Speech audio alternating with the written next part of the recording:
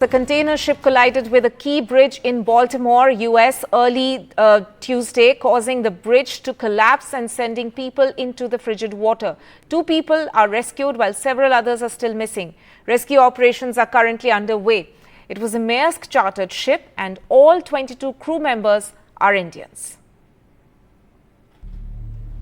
A serene skyline disrupted by a devastating incident, as a bridge in the United States city of Baltimore collapsed in the early hours on Tuesday after being hit by a container ship. The 1.6-mile-long Francis Scott Key Bridge collapsed after a Maersk chartered and Colombo-bound ship was hit by a big ship. Initial reports suggested that several vehicles fell into the chilly waters and rescuers were searching for many people who fell into the river.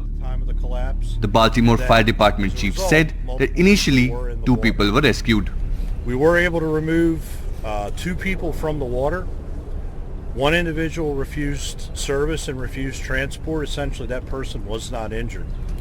However, there was another individual that's been transported to a local trauma center that is in very serious condition. Baltimore authorities have termed it as a very large incident, while the FBI has joined the local authorities on the spot. Baltimore's police chief has said that there is no indication of terrorism in the shocking incident. According to reports, Baltimore ranks as the 9th biggest US port for international cargo, handling a record 52.3 million tons, valued at $80.8 billion in 2023. A collapse like this threatens to disrupt shipping operations at the major US trade hub. With Vishal Vivek, Bureau Report, NDTV. In fact, the Maryland governor, Wes Moore, has said that investigation so far shows that it's not a targeted attack, or there is no angle of a terror attack which has come forth yet. We are still investigating what happened, but we are quickly gathering details. The preliminary investigation points to an accident. We haven't seen any credible evidence of a terrorist attack. Our administration is working closely with leaders from all levels of government and society to respond to this crisis, and not but just by addressing the immediate aftermath, but also by building a state that is more resilient and a state that's more safe. Right, and to discuss this further, I'm joined by Mr. Steve Herman, Chief National Correspondent of Voice of America, and he's joining us from Virginia in the US. Steve, thank you so much for joining us on the broadcast here. First of all, the question which is on everyone's mind, how many people are still missing? If you can give us an update in terms of the rescue operations which are underway. Yes, we know that at least 6 people are missing. They were construction workers, Hispanics, who were on the bridge filling potholes in the middle of the night when this catastrophe happened. There also is believed to be a number of drivers of vehicles, including a tractor-trailer rig that apparently was on the bridge at the time. But this happened at 1:30 in the morning, so it did not have the rush hour traffic it normally would have on a weekday. So if there's any good thing about this disaster, it's that it happened in the middle of the night. That's right, Steve, and I believe there was a Mayday call which was also issued. In fact, now the authorities are coming out with more and more detail. And there was a Mayday call which was issued by the crew members. And first of all, I wanted to ask you, was it too late for the authorities to respond? But then I also read that probably they were able to curb the traffic on the bridge even more after that call. Correct. They couldn't get the traffic off the bridge, obviously, but they could prevent more traffic. We don't know how long of a delay there was between the Mayday call and the bridge being closed, so to speak. It could have been a matter of just a minute or even some seconds between the call and hitting the bridge after the MV Dali, a ship named after Salvador Dali, lost propulsion and crashed into a main pillar of the bridge.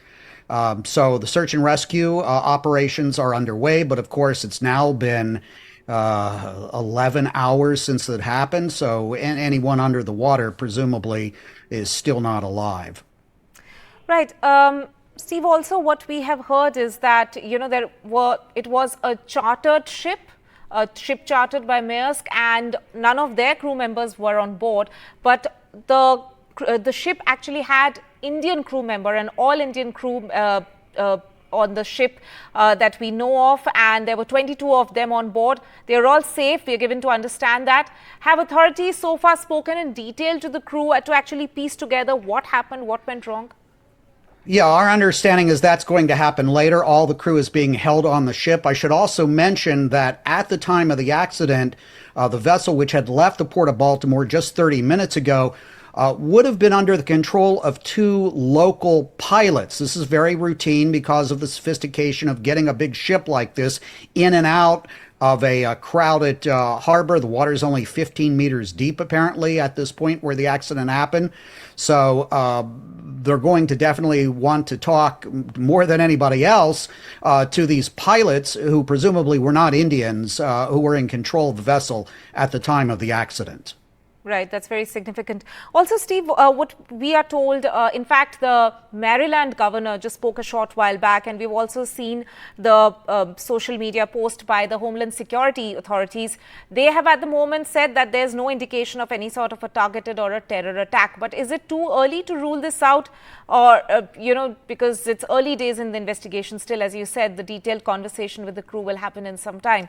But what are the clear signals that the authorities have so far to indicate that this seems to be a clear case of an accident? Yes, very good question. Well, as I said, it was under the control of these local pilots. It was an all-Indian crew. And there was this mayday call, and they could see presumably that the ship had a loss of propulsion, was out of control. So I haven't heard anybody connected to this investigation, no officials. They're very adamant, stating that this is not a terrorist act, that this appears to be an unfortunate accident. Right. We'll, of course, have to see how the investigations proceed further. Steve, one last question to you. We've also heard the Maryland governor actually mention that they are going to start the process very soon of rebuilding a bridge. It was a bridge which was on that location for 47 years. But what lessons have we learned from this incident? Well, I think they're probably going to change the design of this bridge. There was talk at one time about putting bumpers around these pillars to prevent this sort of scenario from happening. So I expect a significant redesign.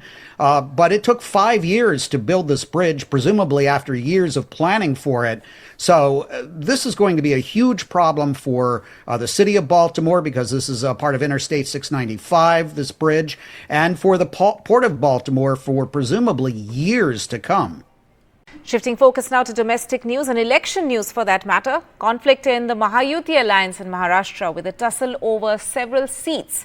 Both BJP and Shinde Sena staking claim on the Ratnagiri and Sindhudurg seat. They're also fighting over the Nashik seat. Question mark remains over Mumbai Northwest and Aurangabad seats.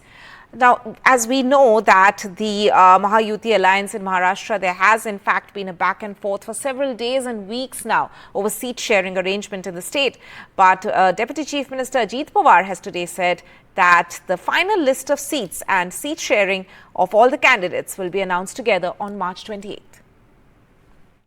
Many allies are staking claim within MVA as well as within Mahayuti. Now, as far as the meetings are concerned, yesterday Sharad Pawar met Uddhav Thackeray. This morning, he met Bala Saheb Thorat of the Congress. Tomorrow, once again, he is having multiple meetings. Today, Ajit Pawar met his party leaders after he met Amit Shah a couple of days back, and then after he had met Chief Minister and the other Deputy Chief Minister, that's Devendra Fadnavis. So, multiple meetings happening, all the leaders huddling. Today, Ajit Pawar said that Mahayuti will be sitting for a press conference day after tomorrow, and regional parties list will be out. Sanjay Raut of UBT Sena claiming that the list will be out in a day or two. Perhaps that list could be out tomorrow. Now, the list that's out for now is BJP's 23 list and Congress's list of 11 for Maharashtra. Besides that, no other list is out. News now from Karnataka, and JDS and the BJP formed an alliance in the state ahead of the Lok Sabha election. But this alliance is meeting challenges on ground. Apart from ironing out ideological differences, the two parties are busy trying to bring workers of both parties to a common ground.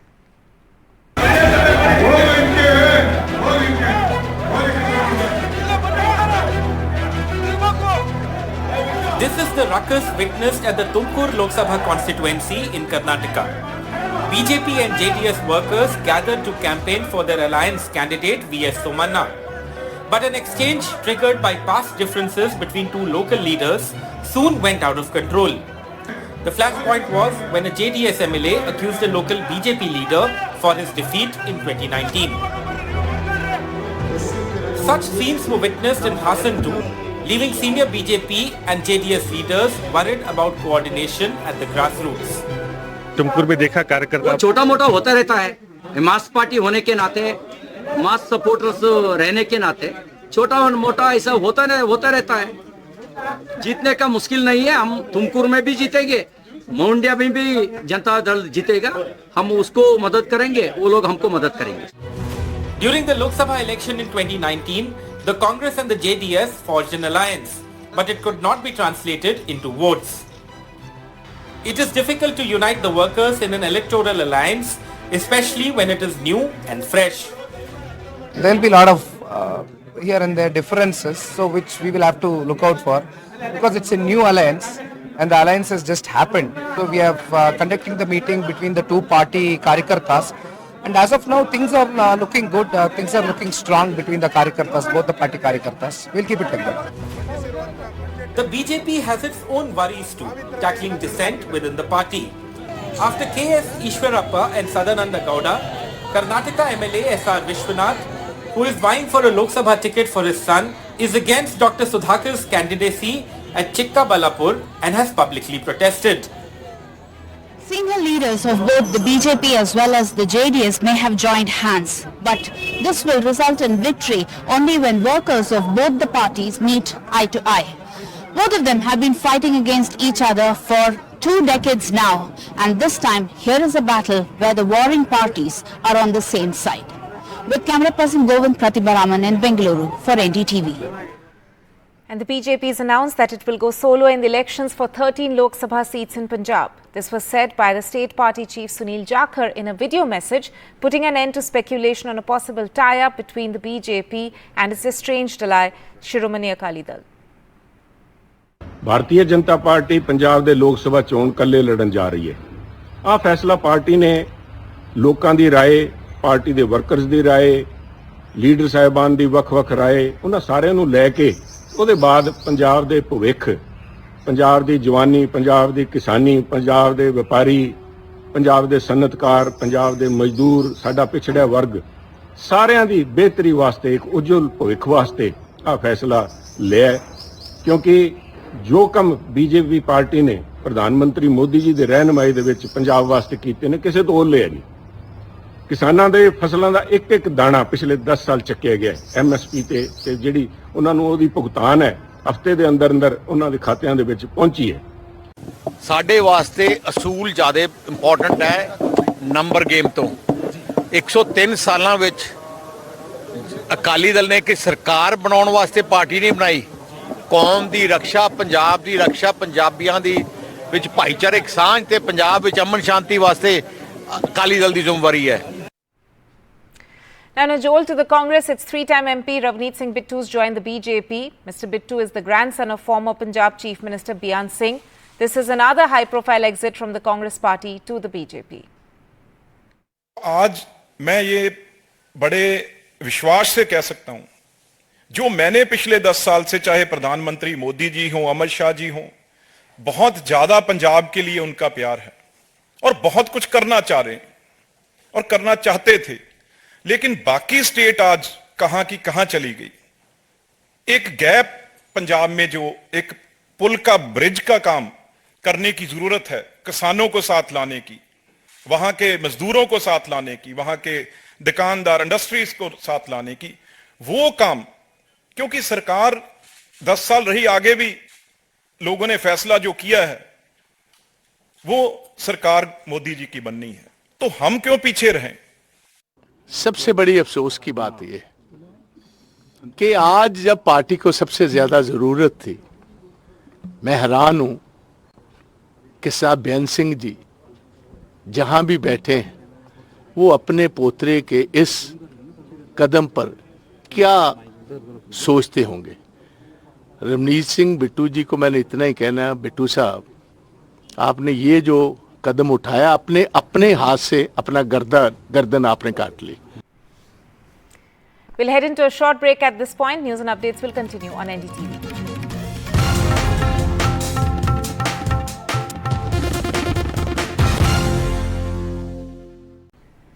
Welcome back. News now from the national capital, and it was protest versus protest on the streets of Delhi today, with AAP attempting to घेराव the Prime Minister's residence, protesting Chief Minister Kejriwal's arrest, while the BJP held a protest march demanding his resignation.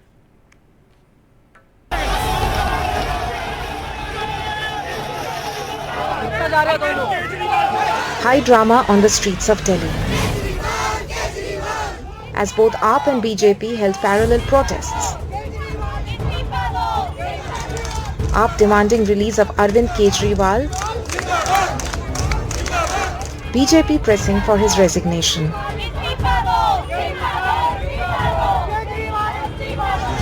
AAP workers had planned to march towards the PM's residence, calling the arrest of Kejriwal illegal. But there was heavy police deployment in the area. The protesters were dragged and detained as soon as they started marching.